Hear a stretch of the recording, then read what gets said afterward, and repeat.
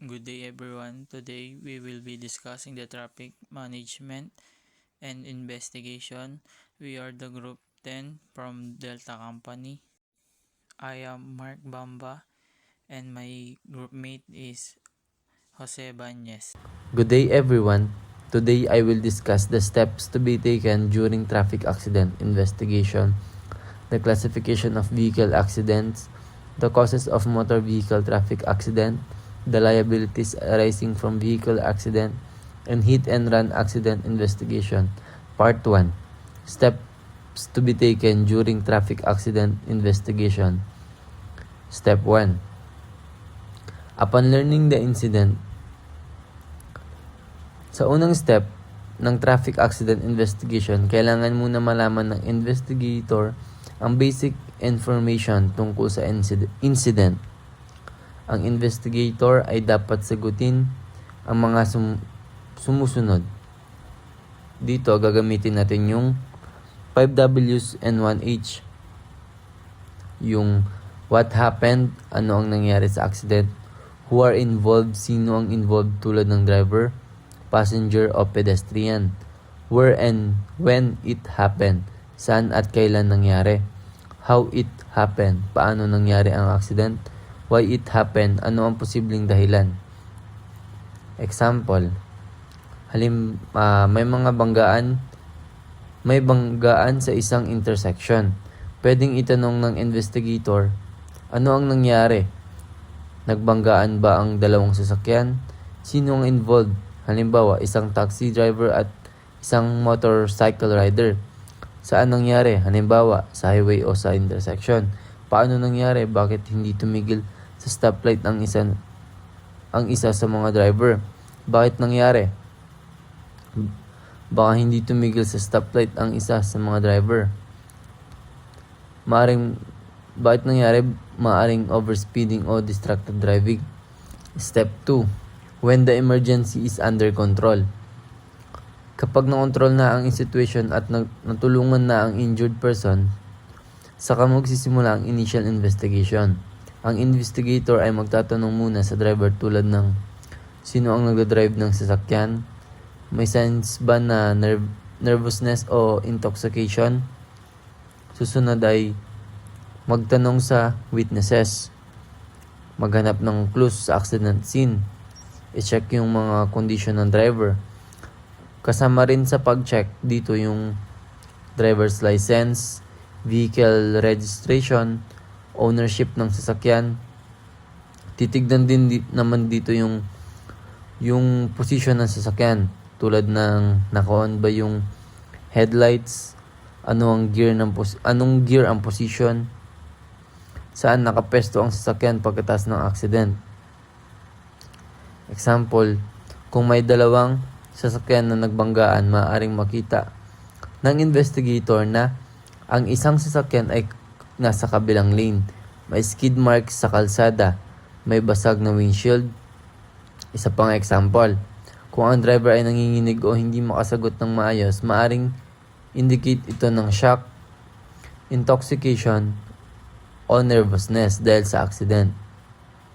Step 3. After getting short-lived evidence.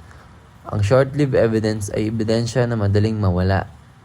Halimbawa, skid mark sa kalsada, debris o basag na parts ng sasakyan, position ng sasakyan. Sa step na ito, gagawin ng investigator ang test skid para malaman ang braking distance, complete examination ng sasakyan, identification ng point of impact, kukuha rin ng additional photographs ng mga damage ng sasakyan, road condition, obstruction sa road. Example, kung may skid marks na 10 meters ang haba, maaring ipakita nito na nagpreno ang driver bago mangyari ang accident. Step 4. After leaving the scene. Pagkatapos ng investigation sa accident scene, magpapatuloy ang investigator sa ibang procedures. Kasama dito ang pagkuha ng medical report ng injured victims, pag-notify sa relatives, syempre para malaman ng kapamilya na na-aksidente yung kapamilya niya. Pag-develop ng photographs, pag-analyze ng evidence. Pagkatapos nito, gagawin ang accident reconstruction para malaman ang buong sequence ng incident.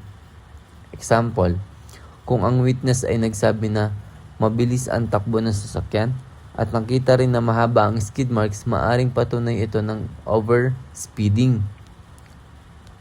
Step 5. If the case goes to the court, kapag ang accident ay naging legal case, kailangan ng investigator na makipag-coordinate sa prosecutor, bumalik sa accident scene kung may kailangan pang evidence, umattend ng pre-trial conference para mag-testify sa court.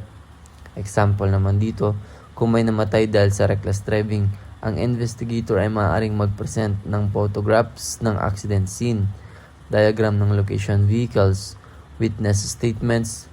Ito ay gagamitin sa court bilang evidence. Part 2. Classification of vehicle accident according to severity. Number 1. Fatal accident. Ito ay accident na may namatay na isa o higit pang tao. Example, head-on collision sa highway na resulta sa pagkamatay ng driver.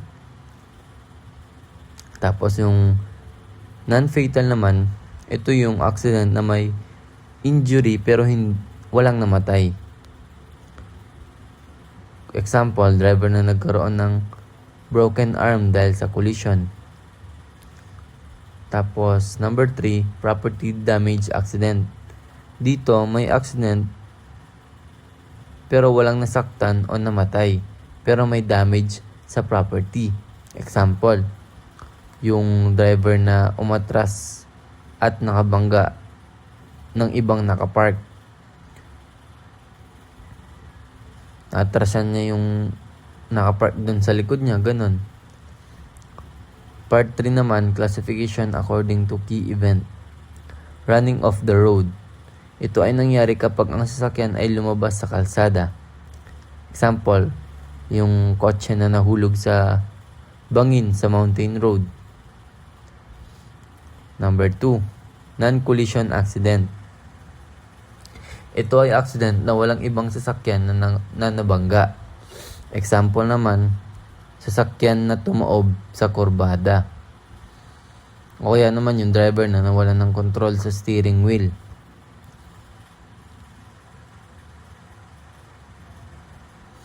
Number 3, collision accident. Ito ay accident na may banggaan sa ibang sasakyan, pedestrian, bicycle, or fixed objects. Example, yung kotse, bumangga siya sa poste. Ganon. O kaya, sasakyan na bumangga sa gate ng bahay. Yun yung collision accident. Part 4. Causes of motor vehicle traffic accident. Una is yung simultaneous factors. Ito ay mga dahilan na sabay-sabay nangyayari. Example, madulas na kalsada dahil sa ulan. Driver na pagod o antok. Poor visibility dahil sa fog. Pangalawa, sequential factors. Ito ay mga dahilan na sunod-sunod nangyayari. Overspeeding, brake failure, tire burst. Example, may driver na nag-overspeed tapos nag-burst ang gulong. Tapos niyan, nawalan siya ng control. Yun yung sequential factors. Yung pangatlo naman yung operational factors. Ito ay may kinalaman sa road hazard at traffic violation. Example, yung isang driver nag-beating the red light siya, ganon. O kaya, yung isang driver hindi siya nag-signal light bago lumiko. Yun yung operational factors. Yung perception factors naman, ito ay may kinalaman sa reaction ng driver. Example, ito yung, kunwari, yung driver distracted siya dahil sa pagsi-cellphone niya, ganon. O kaya yung isang driver naman, mabagal siya mag-react sa pedestrian crossing. Yun yung perception factors. Part 5. Liabilities arising from vehicular accident. Number 1 is yung culpa contractual. Ito ay liability dahil sa breach of contract. Example, taxi passenger na nasaktan dahil sa reckless driving ng taxi driver. Number 2, culpa aquiliana. Ito ay civil negligence. Example, pedestrian na nabangga ng sasakyan habang tumatawid. Tapos yung number 3, yung culpa criminal. Ito ay criminal negligence. Driver na lasing at nakabangga ng ibang sasakyan na nagresulta sa serious injury. So, part 6 na tayo. Hit and run accident investigation. Ang hit and run accident ay nangyayari kapag ang driver ay tumakas pagkatapos ng accident. Example, driver na nakabangga ng pedestrian tapos tumakas. Yun yung hit and run. Sa kabuuan, ang traffic accident investigation ay mahalaga para malaman ang tunay na nangyari sa accident at matukoy kung sino ang may pananagutan. Sa pamamagitan ng tamang procedures at sa investigation at proper evidence collection, mas magiging malinaw ang reconstruction ng accident at makakatulong ito sa legal proceedings. Good day everyone. Today I will be discussing the tire marks impression. The first example is skid marks. Skid marks lines when the driver hits the brakes hard. Example nito, yung isang driver is suddenly nag-stop to avoid hitting someone. So, yung isang driver daw is nag-stop dahil mayroon siyang tatamaan. So, meron mag-a-appear na skid marks or long black line marks appears. The second is yaw marks. Curb marks when a car turns too fast and loses control. Example nito is a car takes a sharp turn quickly, leaves curb tire marks. Yung mga madalas nangyayari to is pag nag-i-skid yung mga sasakyan. Then third is acceleration marks. Marks when a driver presses the gas hard and tires spin. Example, a car speeds up quickly at a traffic light. Scuff marks. Messy marks when a car changes direction suddenly or during a crash. Example, two cars hit each other. Irregular tires mark appears. Next is the debris at the accident. This means pieces left behind after the crash, like glass, metal, or plastic. Example, broken headlights or car parts on the road can show where the crash happened. Sa madalang salita, investigators use tire marks and debris like clues to reconstruct what happened in an accident. Debris at the accident scene. Debris means the scattered pieces or objects left after a crash. Investigators look at debris to understand where the crash happened, how the accident occurred. Example of debris: broken glass from a shattered windshield, car parts like bumper, headlights, or side mirrors, paint chips, one's vehicle paint found on another, plastic pieces from lights or body panels, personal items, bags, phones, or shoes thrown out. Example, two cars collide. Investigators see broken glass and a bumper on the one side of the road. This helps them know where the impact happened. The last is clear chance principle. What is the meaning of the clear chance principle? The person who had the last chance to avoid the accident but didn't act can be held responsible.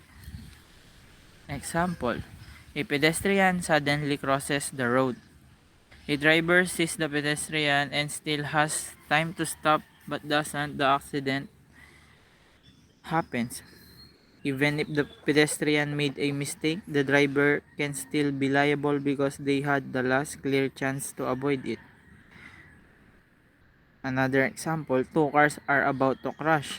One driver could still turn or brake to avoid it but chooses not to. that driver may be held responsible.